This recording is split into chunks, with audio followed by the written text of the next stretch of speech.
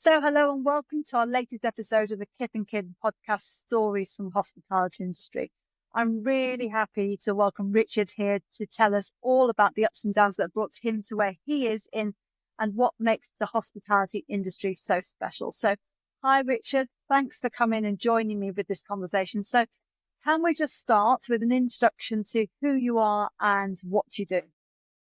Sure. Hi, Cassie. It's really good to be here. So I'm Richard. I am one of the two co-founders of a company called Play It Green. We set the business up to help people and businesses reduce their footprint in a journey that takes time.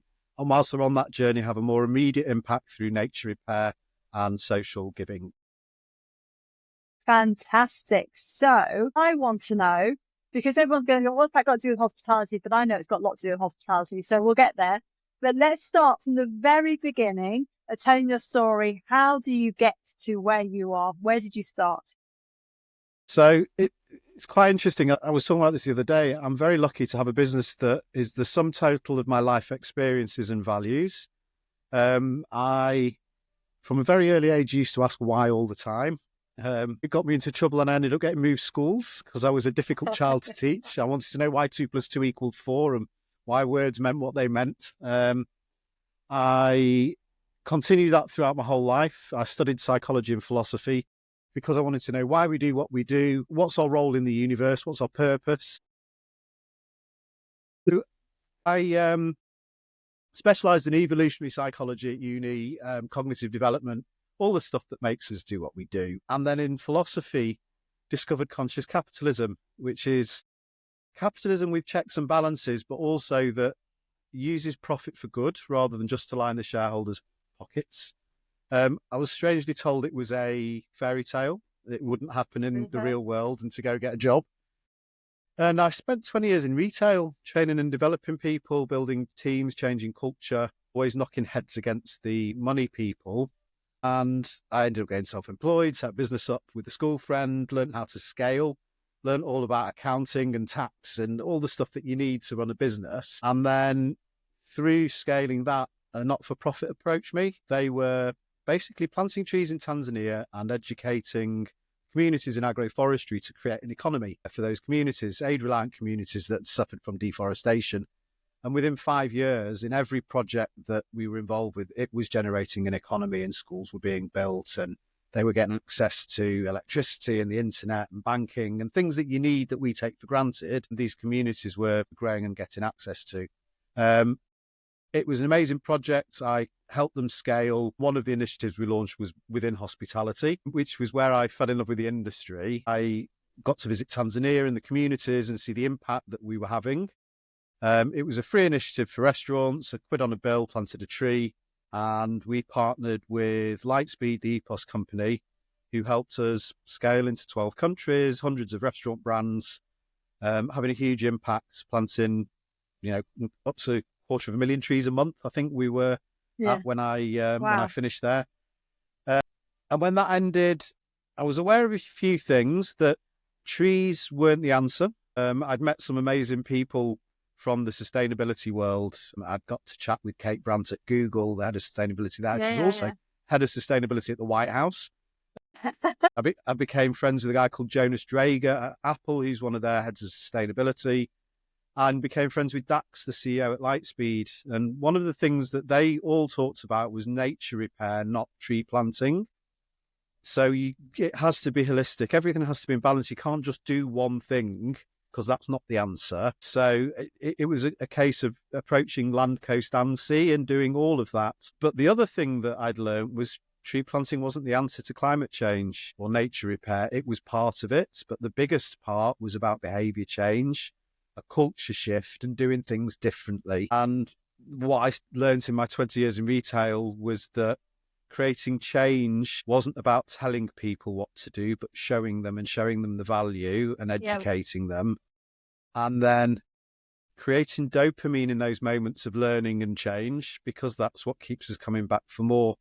And so all of those things and my recent autism diagnosis, which explains my pattern recognition and the fact that I can see things that happen on a bigger level rather than just what's in front of your nose.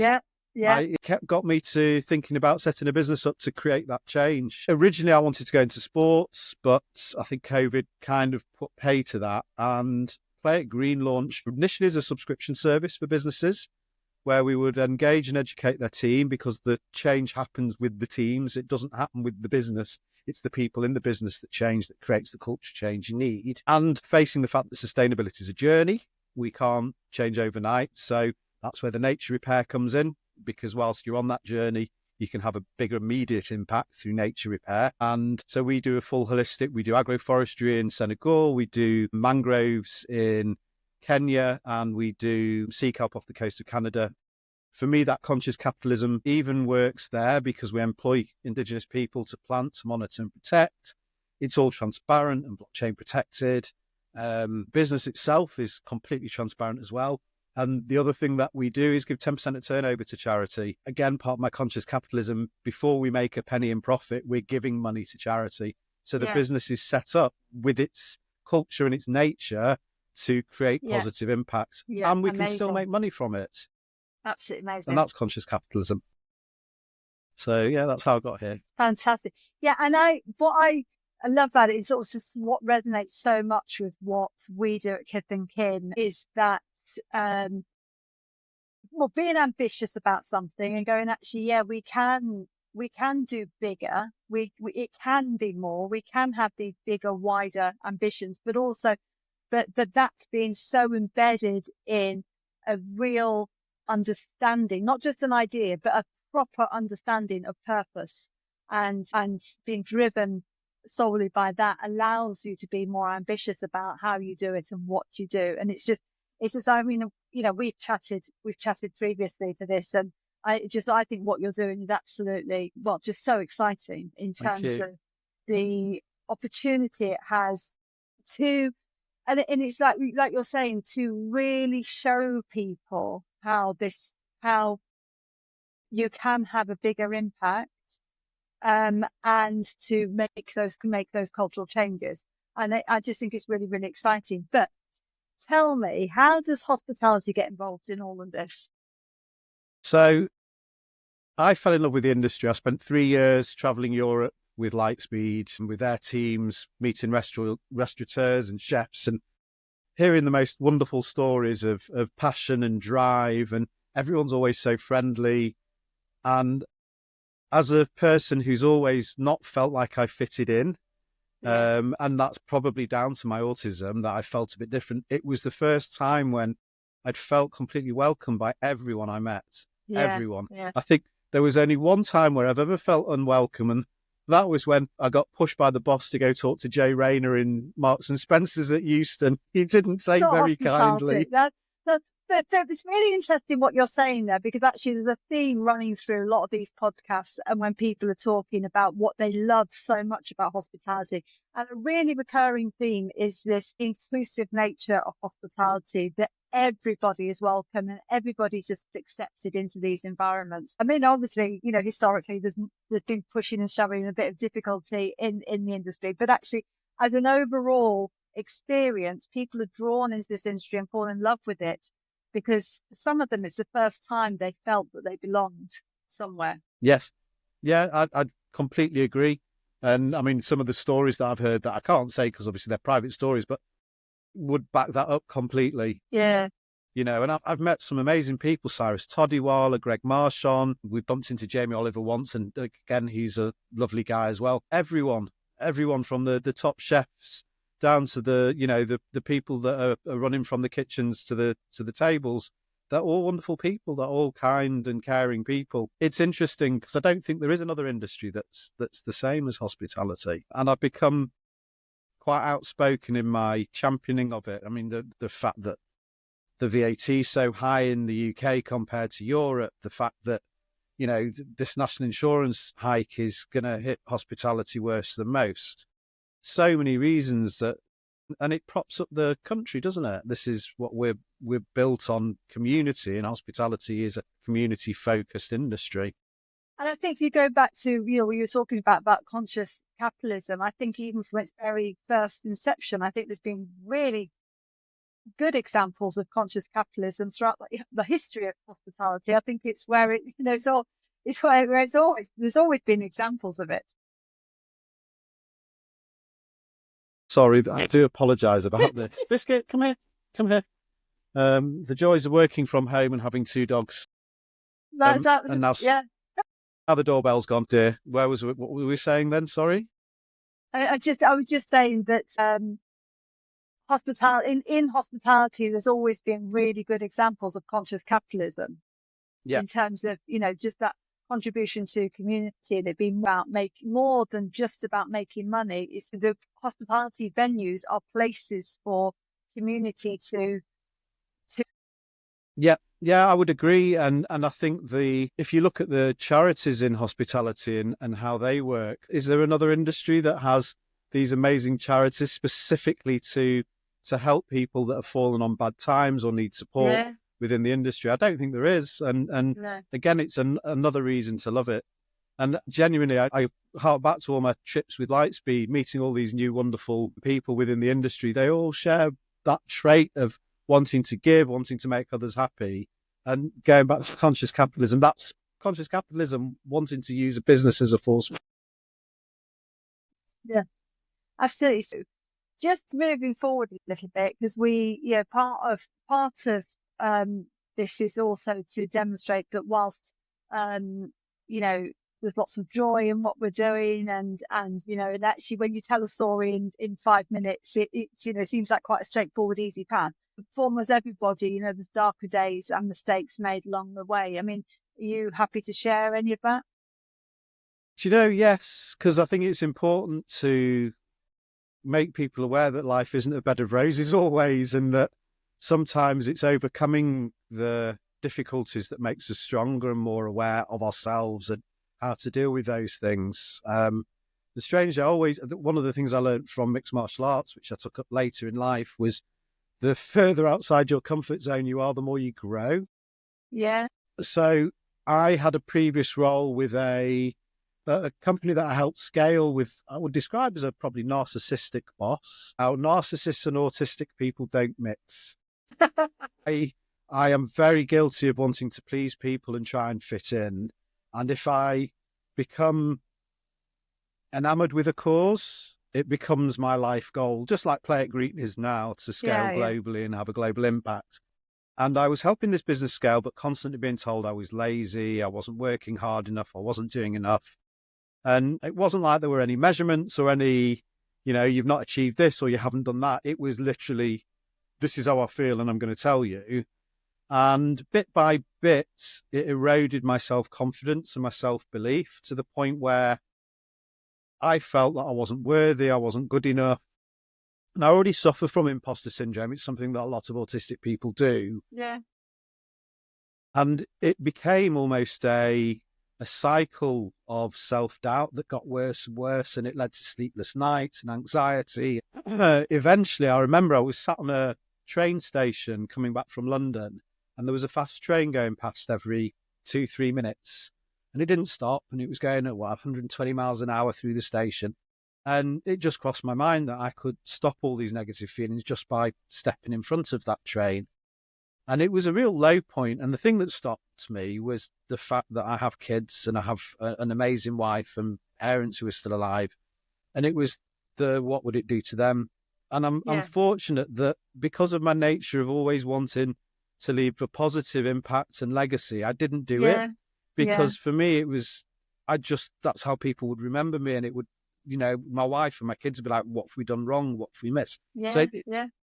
But then I overcame that. I told the boss that I was having these feelings. He goes, don't see a psychologist. They'll tell you to leave, which wasn't a great thing. That's good of it. Yeah. Okay. Well, if you have any doubts about this boss, that confirms it. Yeah.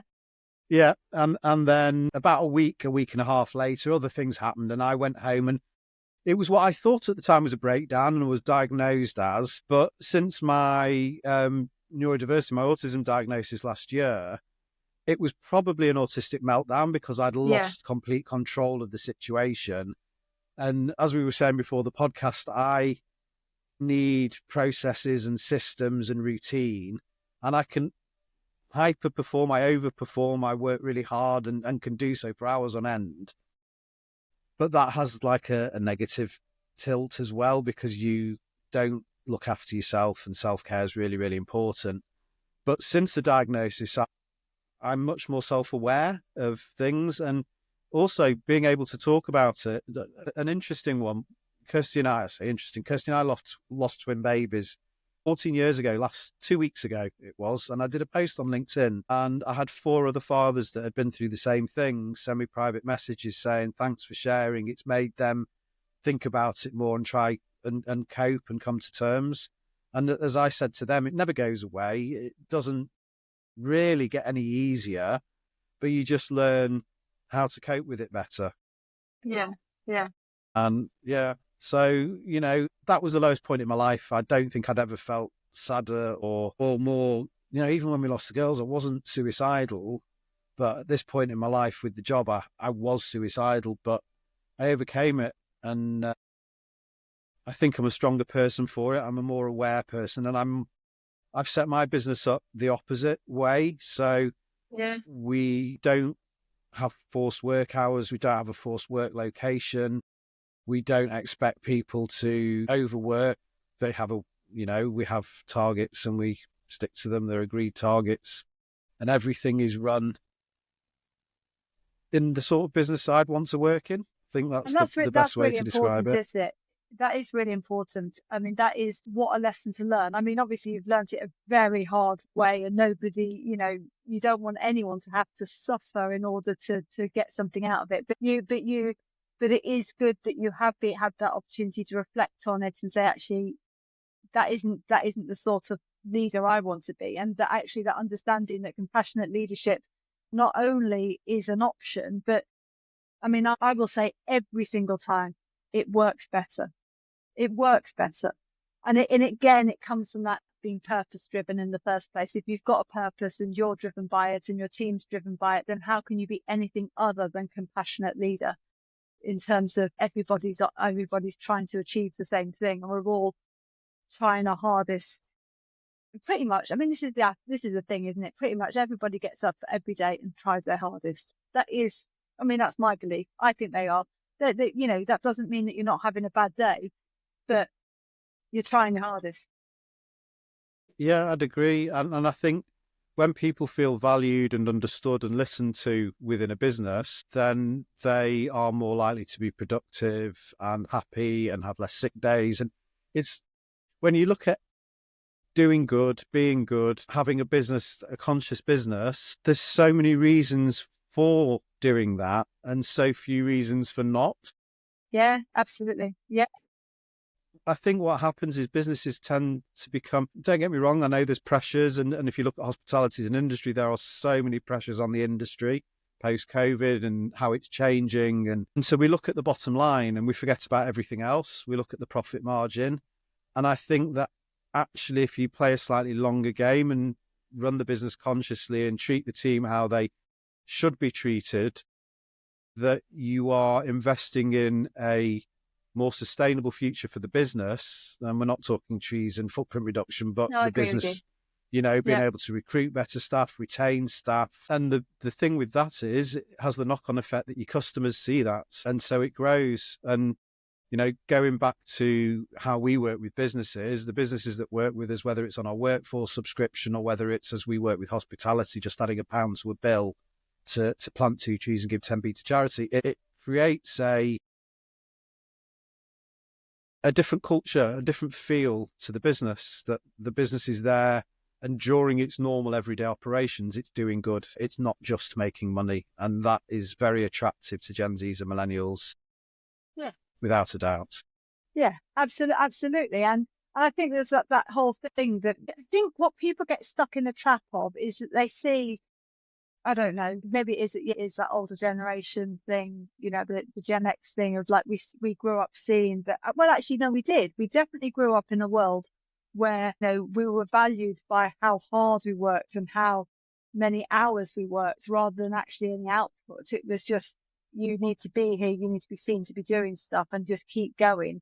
but how many of us have completely burnt out on that? And one of the joys of actually watching the world pass by and growing up and watching these younger generations is how they're rejecting that and saying, no, there are better ways of doing this. And I can see it in some employers, and they're going, yes, but we had to do it like this.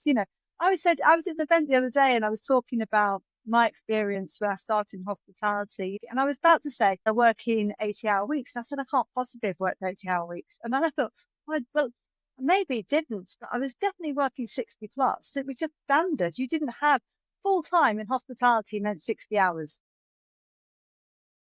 Mm. In the last few years of running my businesses, I couldn't imagine asking any of my staff to work more than 45 hours. Just wouldn't even ask them to do it. So the world's changing, for the better in some of these respects. I think is a Yeah, totally agree. I mean, I work with a lot of Gen Z and young millennial-led businesses. Obviously, with Play It Green, we're very attractive to the founders of those businesses. And our marketing agency is run by a guy called Sam, who's 21. He's traveling, basically. He runs the business, stays in a city for 2 to 4 weeks, and he's learning the cultures of all these different countries, and then he moves somewhere else. I've got an accounting guy. He's traveling everywhere. They're living their best lives, and they've realized that the rat race is the wrong thing to be in. And I do think to a degree COVID stopped people and made them reassess certain things. This business was born out of COVID. Had COVID not happened, I wouldn't have had that time to wander through the park thinking about how I can make a bigger impact and what I'd do to do it. And I think a lot of the people that were setting businesses up around that time, they're younger people that just said, we're going to do it differently. Why would we do it the same when the same has just got us where we are, everyone on a treadmill? And as you previously said, that is the other side of sustainability. Sustainability is also about this stuff as well. But let me just go back. So what are the plans for the future? What are your hopes for the future? So I want to get back into the sustainability world. We work with lots of businesses. We have about 200 businesses in 9 countries. We work with places like G4S and Manchester Central and lots of other amazing businesses. But hospitality was my first love. I still have lots of friends within the industry, and I want to scale what we do within the industry. It costs restaurants nothing to work with us. We provide all the same paid service that we do with our workforce subscription and a great signposting service. We're creating this community of businesses that can provide the services that any business needs, whether it's footprint reporting or within hospitality. We've got great companies that do things like footprinting for dishes. So you can have your carbon and your calories on your menu and Amazing. Things like that. Stands out to the customer. It stands out to the team, particularly the younger generation that are wanting to work for value-led businesses. I want to bring this to the hospitality world globally. It's just, I can see through the previous role that I had that it can be scaled. And what we've done is we've taken that model of £1 on a bill and just taken all the profit and put it back into providing added value. Amazing. And that's the goal for us.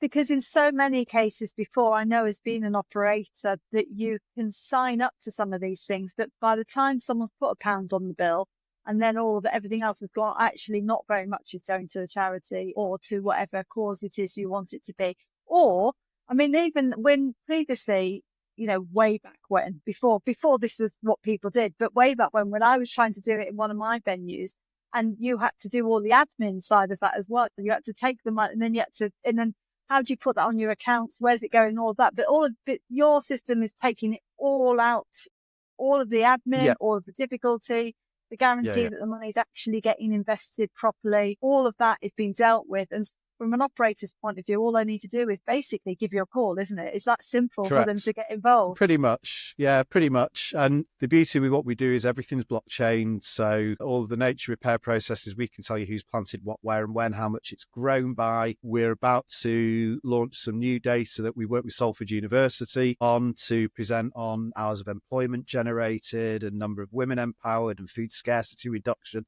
So all of these things create stories. And for every partner that works with us, they have amazing new stories to be able to tell to their customers. And once signed up, if they're with Zonal or any POS company that has an API, we've partnered with Zonal on it, but we can work with anyone. It's seamless. The company, the restaurant gets their own members platform. All the trees are totted up. They have a counter, a CO2 meter, a charity meter, and everything is literally within that blockchain. So we can't cheat, we can't double count. Our accounts are fully open as well. We publish our board reports and all our receipts. Part of conscious capitalism is we publish everything. And that way there's no risk to any of our partners because we do what we say and we show what we do.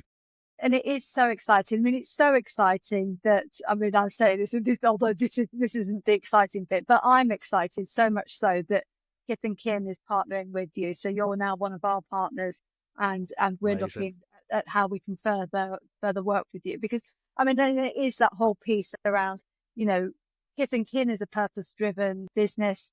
The hospitality businesses we work with are purpose-driven. And to be able to say at the end of the day, look what we did, even if it was almost quite passively, making life easy, but for it to be a genuinely worthwhile cause that you can feel good about is just, great. Of course, it's great.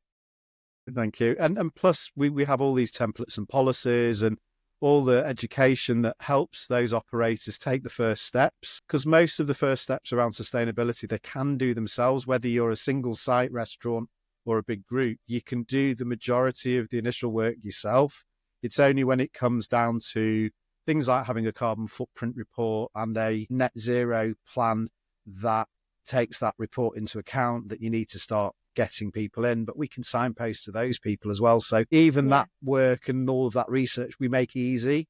And as we build the platform over the next 12 to 18 months, because we constantly are asking our members what works, what doesn't, how can we improve the experience, and then we build it. So it makes it even easier. And the whole goal at the end of the day was to create a sustainability painting by numbers kit for businesses to make it easy, something they could do these masterpieces themselves. And whilst they're on that journey, there's constant impact through the nature repair, the employment that it creates, and the social impact piece with the 10%. Fantastic. So just let people know how they can find you. I'll obviously put everything in the show notes as well, but let's just tell people now, how can they get hold of you? Richard at Play It Green's my email address, or they can jump on the playitgreen.com website and there's an inquiry form on there, and I'm very responsive. I can't leave emails sat in my email box overnight. Honestly, I never have more than about 10 emails in my inbox. Brilliant. Well, you appear to be the exact opposite of me, because my inbox is thousands. And then occasionally I'll get really distressed about it all and decide I need to delete them, and it takes me about 2 hours. And then I think, why don't I do anxiety. Yeah, I know, but why don't I do what everyone else does and just keep on top of it now? Amazing. Thank you so much, Richard. It is a genuine pleasure to speak to you again. Thank you, Cassie. For you to share your story. Thank you for your honesty, frankness, and obviously for sharing your passion, because welcome. Really is a very exciting project. So thank you very much. Thank you. It's great to speak to you.